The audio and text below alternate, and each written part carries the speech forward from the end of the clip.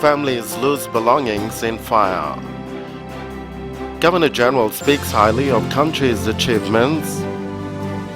And urges students to undergo training in Israel. This is NBC Papua New Guinea National News. Good evening, I'm Jerry Tavern. About 4 families in Port Moresby are now left homeless after a fire gutted their home last night. The National Housing Corporation flat, located at Tanatana Street, 5 Mile, went up in flames between 8 and 8:30 p.m. The families lost all their belongings in the fire. Shalom Malkin reports. A sad sight for these families who spent the night outside after celebrating the country's 41st independence. There were no casualties reported from this fire. One of the residents was able to speak to NBC National News. I've been here for 18 years. I took occupancy of my flat since 1998 till the fire caught the property last night. The cause of the fire is not known, but it is believed to have been started from one of the shower rooms in the flat. The incident just occurred in the matter of minutes. It did not take even 30 minutes for the fire to actually burn down the whole building. It just took about 15 to 20 minutes because of the fact that the houses or the property is too old. Within this time frame given, everyone lost their valuable items and belongings and nothing can be done. This is a National Housing Corporation property,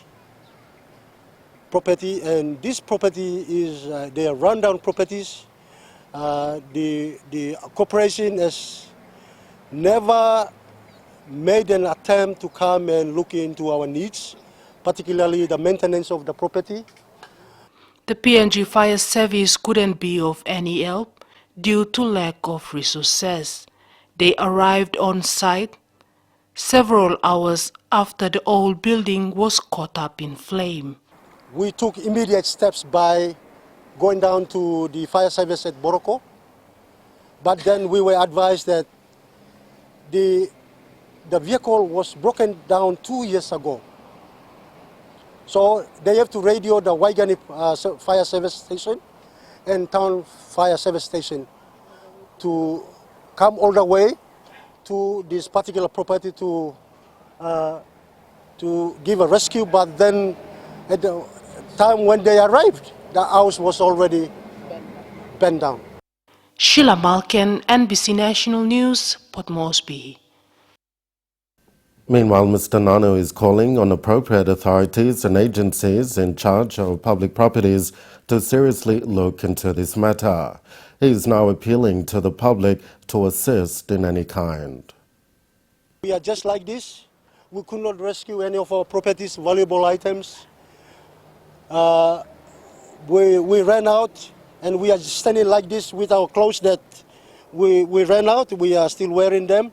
So I would like to appeal to the Good Samaritans, those church groups, the politicians, any agencies, please come forward and assist us, the tenants and the families who are living. Now we are camping outside of this building, the burned down building. We are putting up tents. So if you are driving our way, if you see us, please, I need your assistance. Governor General Grand Chief Sir Michael Ogio, during the flag-lowering ceremony yesterday afternoon, spoke highly of the country's achievements in the last 41 years. He said with much infrastructural developments, a significant milestone achievement was to involve the landowners of Okteri and Panguna mines to fully participate in the developments. Jacqueline Yala reports. While addressing the crowd during the flag-lowering ceremony, the Governor General said the people must be proud as they celebrate the country's 41st anniversary. He said this is because PNG got its independence on a golden plate with no bloodshed. Prior to independence, the founding fathers have think carefully and crafted the country's constitution in a way that protects the resources. He said after many years, finally the current government has recognized this and given back the responsibility fully to the resource owners. The giving back of large percentage of shares in Octedi and Panguna mines to the landowners clearly demonstrates that our people are now ready and capable of participating meaningfully in their resources development. He said looking back from 1975 till today, PNG has changed significantly in terms of infrastructural developments. But with this success comes changes, with the world tapping into digitalized and technology. However, our culture plays an important role in keeping our people as one. He said now the challenge is with the parents to instill respect and cultural values into the young generation.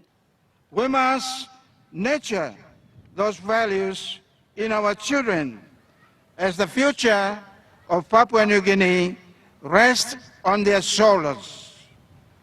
I know children growing up in towns and cities today are exposed to rapid changes in communication. Jacqueline Yala, NBC National News, Port Moresby. The eyes of the world will be on Papua New Guinea as it will be hosting many international events leading up to the 2018 Asia-Pacific Economic Cooperation Leaders Summit. So far, some major events are taking place since the successful hosting of the 2015 Pacific Games. Prime Minister Peter O'Neill announced this while delivering his 41st independence message at the flag-raising ceremony in Port Moresby yesterday. In the coming years, of course, the global community will be focusing on Papua New Guinea as we host major events, both sporting and economic forums.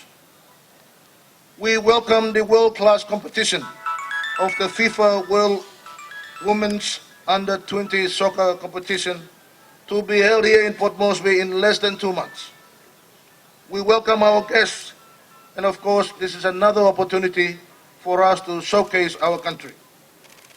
Next year, we will have matches being played for the Rugby League World Cup, again played here in Papua New Guinea. Rugby League, as we all know, is our national sport.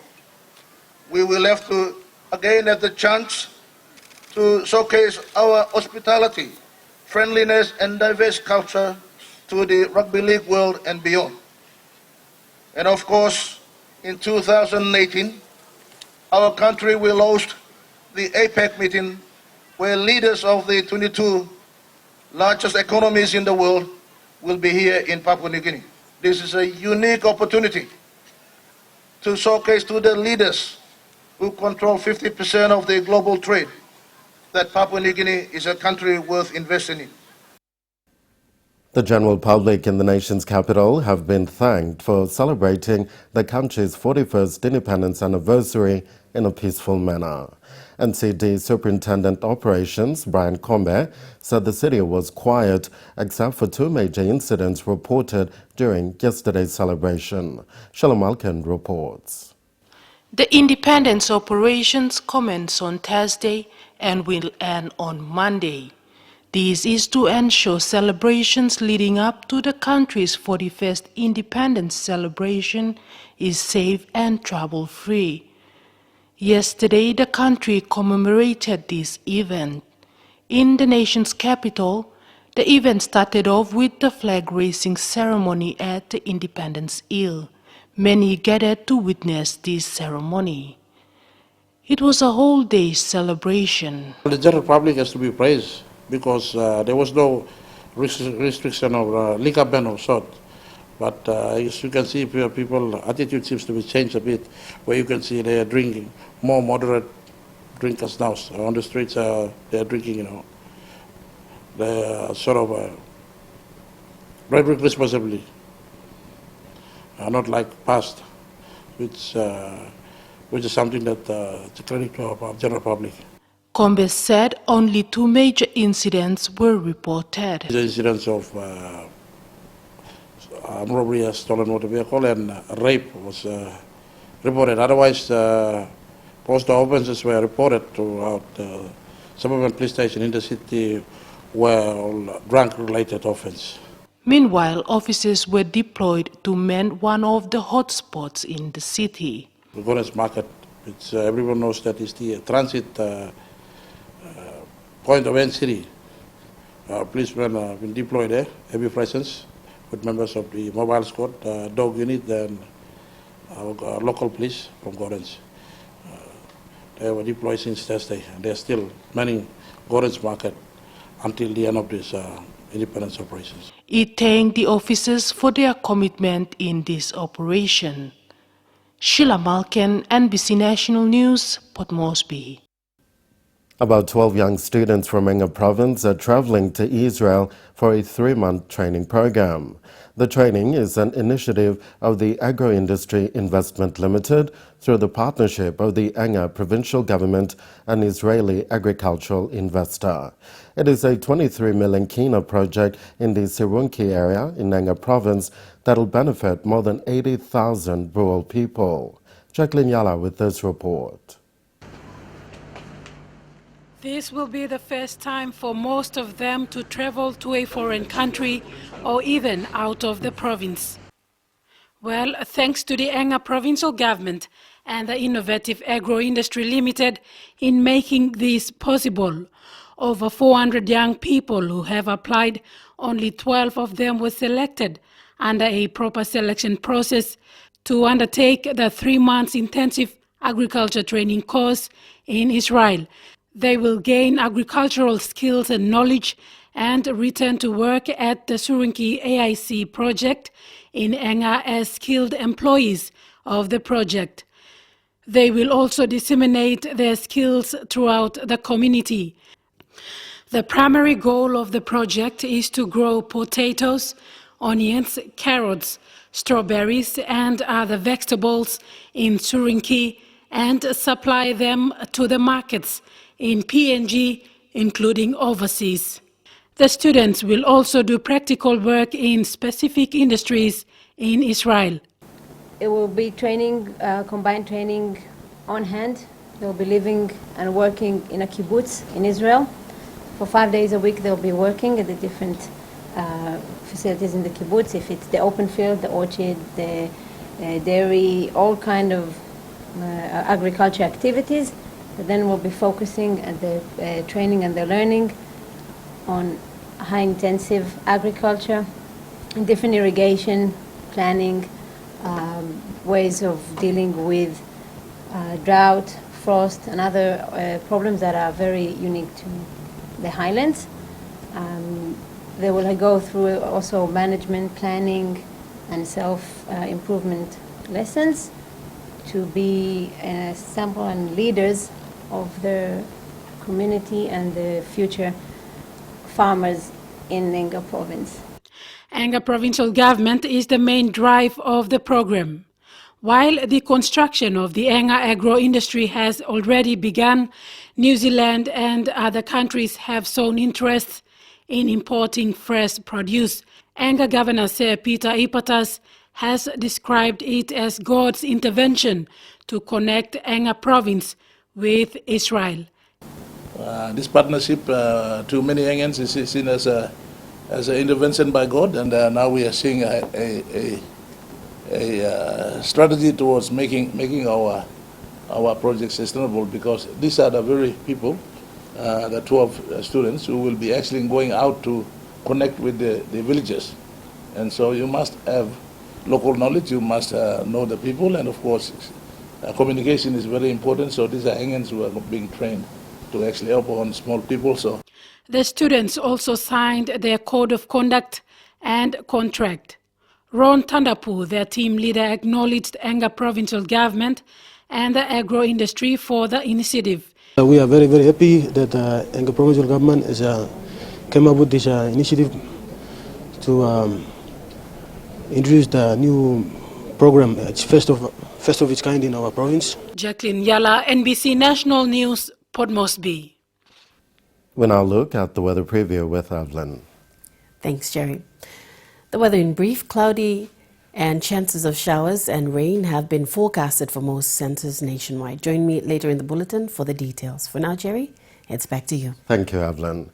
Coming up after the break, public and private health services in Popaneta further boosted with more than 400,000 kina during the independence, and people of the Numbu Circle in East Sepik Province celebrate country's anniversary. Stay with us on NBC National News.